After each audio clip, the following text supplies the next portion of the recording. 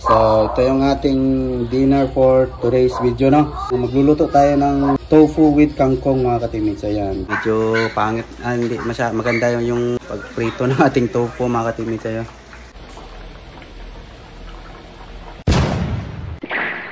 Yo, what's up mga ka-teammates? Welcome sa aming channel, no? For today's video, mga ka-teammates, magluluto tayo ng isang healthy na putahe, no? Simple-simple lang, mga ka-teammates, no? On version natin ng ating healthy foods. So, tara mga ka-teammates, samahan nyo ako, magluto tayo. Let's go!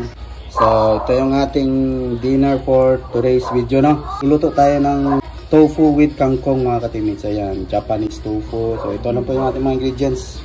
So, ang gagawin ko lang dito, mga ka-teammates, no? I-prito muna natin itong tofu.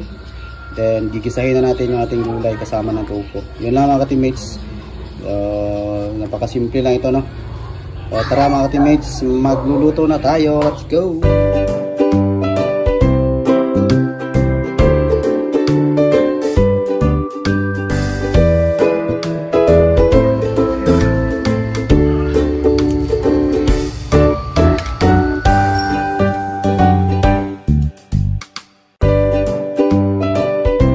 Tapos na tayo mag-prepare ng ating mga ingredients, yung tofu, tsaka yung ating mga ricado. Ayan. Prituhin muna natin yung ating tofu, no? Let's go!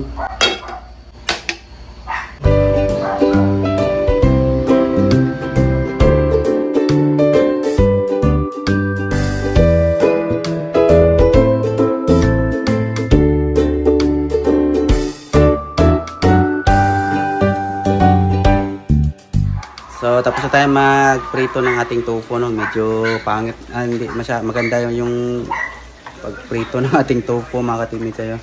Nadurog siya, mga ka-teammates, no? Kasi parang lambot niya, mga ka-teammates. Kala ko yung firm siguro, no? Sige lang, first time natin itong maluto, mga ka-teammates. So, tara, mag-gisa na tayo, no? Let's go!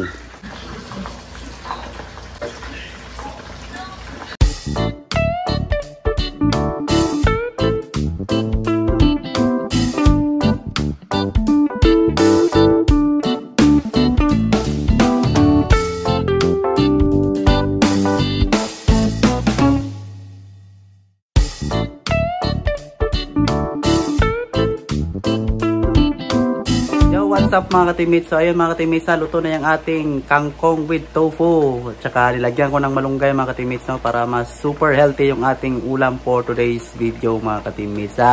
Kaso lang yung tofu natin medyo nadurog, no? Kasi parang imported kasi yung mga ka-teammates. Akala ko yung firm, no? So next time, mga ka-teammates, no? Kasi first time natin makaluto ng tofu, no?